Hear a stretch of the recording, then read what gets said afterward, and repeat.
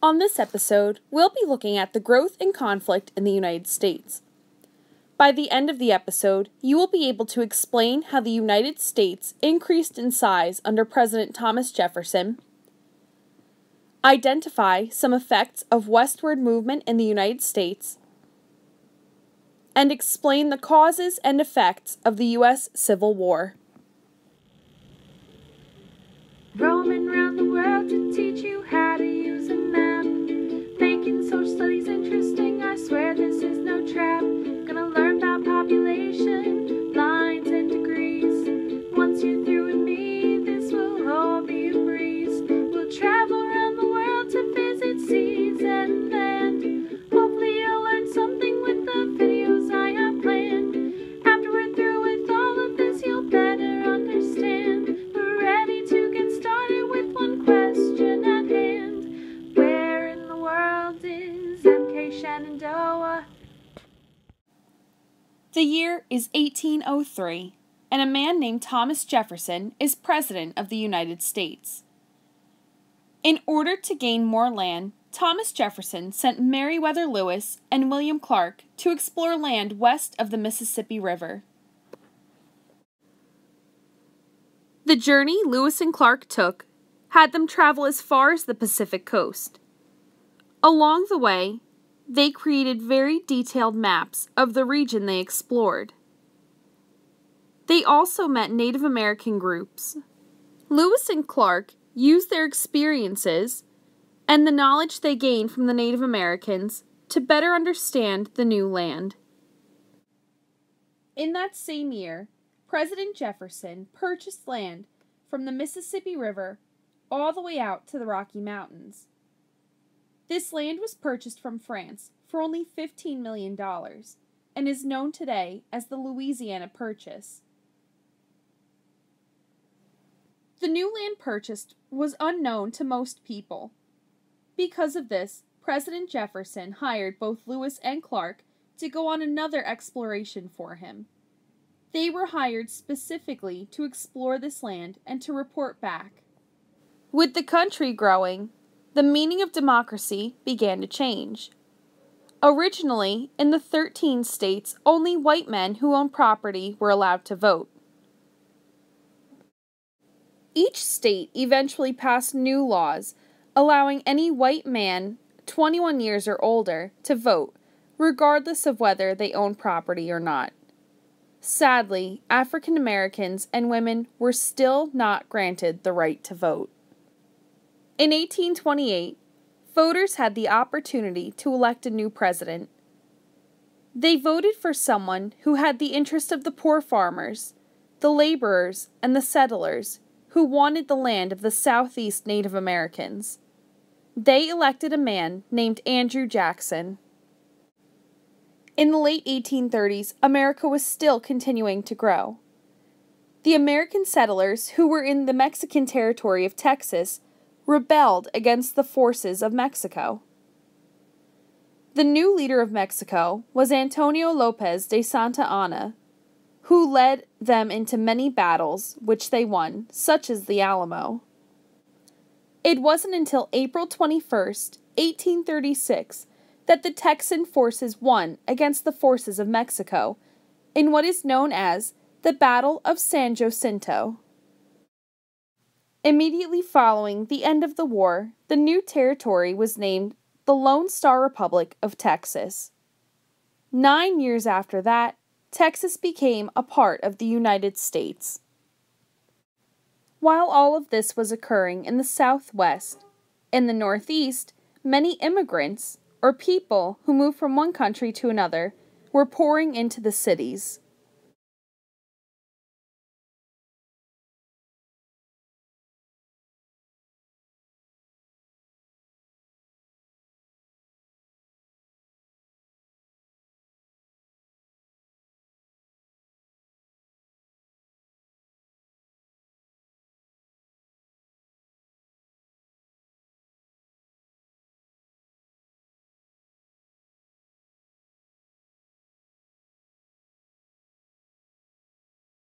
The influx of new people caused for the Industrial Revolution, or the change from making goods by hand to making them by machine.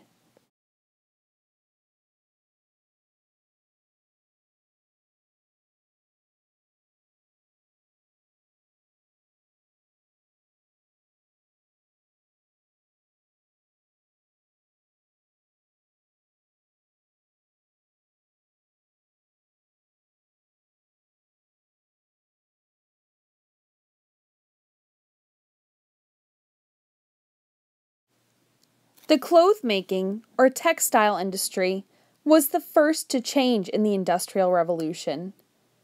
New machines were made, and powerful looms were also created. These allowed the people to make cloth more quickly.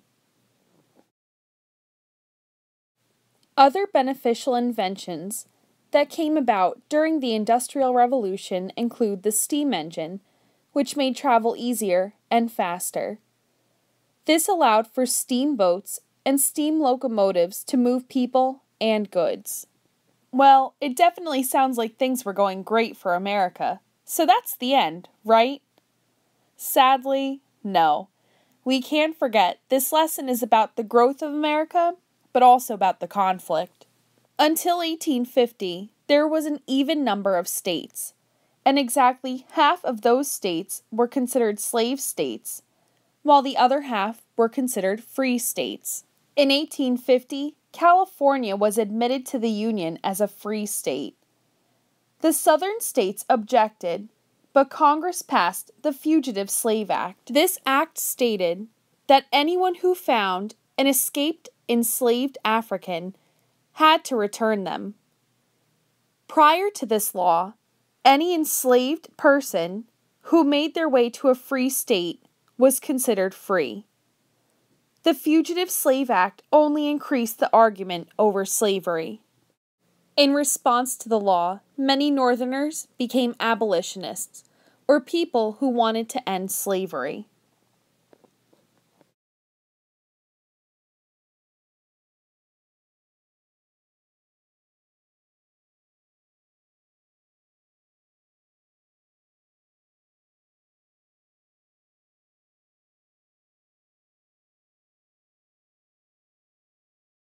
In 1860, a Northerner by the name of Abraham Lincoln was elected president. This election worried the people of the South, thinking that they would have little say in the government. Out of fear, the Southern states seceded or withdrew from the United States and founded the Confederate States of America, also known as the Confederacy. In 1861, war broke out between the northern states and the southern states. It lasted for 4 years and is known as the Civil War. Both sides of the war had certain strengths. For example, the North, known as the Union, was known for its wealth and its soldiers. The South, or the Confederacy, had experienced military officers. During the war, in 1863, President Lincoln issued the Emancipation Proclamation. This proclamation freed enslaved Africans who were located in areas that were loyal to the Confederacy. Many of the newly freed Africans joined the fight against the South. The Civil War did not end until 1865, and it ended with a victory by the Union. Lincoln had hoped that the southern states would return willingly to the Union, and this was his first step in the reconstruction of the nation, or the rebuilding of the nation. Only a week after the end of the war, President Lincoln was assassinated. His death led to Congress taking control of the Reconstruction. Although the South did rejoin, they voted to segregate or separate blacks from whites. In the videos for the last chapter, M.K. Shenandoah revealed that she was at 24 degrees south and 140 degrees east. The location you should have found was that M.K. Shenandoah was in Australia. M.K. Shenandoah's new location is 40 degrees north and 76 degrees west. Tune in next time to find where in the world is MK Shenandoah.